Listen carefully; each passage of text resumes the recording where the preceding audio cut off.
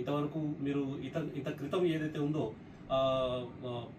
పరమాణులకు సంబంధించినటువంటి కాన్సెప్ట్ని మీరు ఇంత క్రితం ఎప్పుడు కూడా చూడకపోయి ఉన్నప్పటికీ కూడా ఈరోజు ఈ టాపిక్ ద్వారా, ఈ బోధనాంశం ద్వారా మనము దానికి సంబంధించినటువంటి అంశాలని క్షుణ్ణంగా నేర్చుకుందాం.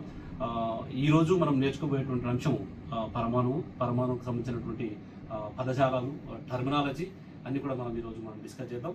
సో మరి ఈ పదజాలంలోకి వెళ్ళినట్లయితే ఒకసారి పరమాణువు అంటే ఏంటి, పరమాణు లోపల ఎట్లాంటి మౌలిక కణాలని, అటామిక్ పార్టికల్స్ ఎట్లాంటివి ఉన్నాయి అనేటువంటి అంశాన్ని క్షుణ్ణంగా ఈరోజు మనం నేర్చుకుందాం.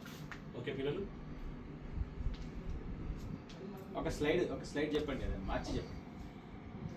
సో ఆటం అని అంటే మనము పరమాణువుగా మనము చూస్ చేసుకోవచ్చు. ఇక్కడ మొదటి అంశాన్ని చూసినట్లయితే ఈ పరమాణువు రావడానికి మనకి ముఖ్యమైనటువంటి వ్యక్తులు ఉన్నారు. ఈ పరమాణువు రావడానికి ముఖ్యమైనటువంటి వ్యక్తులు మనకు ఉండడం జరిగింది. అందులో హిస్టారికల్ బ్యాక్గ్రౌండ్ అంటే ఈ కీ పాయింట్స్ ఏవైతే ఉన్నాయో, డిస్కవరీ, ఈరోజు పరమాణువు అనేటువంటి ఆ టాపిక్ని, ఆటం అనేటువంటి టాపిక్ని మనము మాట్లాడుతున్నాము, దాని గురించి చదువుతున్నాము అని అంటే దాని వెనకాలన్నటువంటి ముఖ్యమైనటువంటి వ్యక్తులు ఉన్నారు. వాళ్ళు డిస్కవరీస్ చేయడం వల్లనే ఈరోజు పరమాణువుకు సంబంధించింది, ఆటంకి సంబంధించింది, స్ట్రక్చర్కి సంబంధించింది ఈరోజు ఈ భౌతిక ప్రపంచంలో లేనిది అని అంటే అది వీళ్ళ మూలాన్నే మనకు రావడం జరిగింది. సో అట్లాంటి వ్యక్తుల గురించి మనం చూసినట్లయితే డాల్టన్ ఈ అటామిక్ థియరీ గురించి,